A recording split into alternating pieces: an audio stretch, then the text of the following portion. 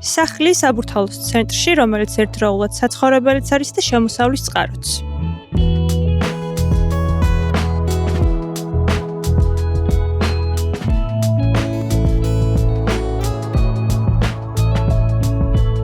საგარელის ქუჩაზე იყიდება კერძო სახლი. 285 კვადრატ არასასოფლო მიწის ნაკვეთი აშენებული 490 კვადრატი ფართით.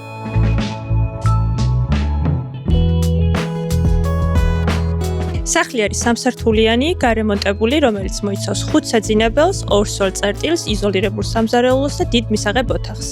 ეზოში გათვლილია პარკინგი 3 ავტომობილზე.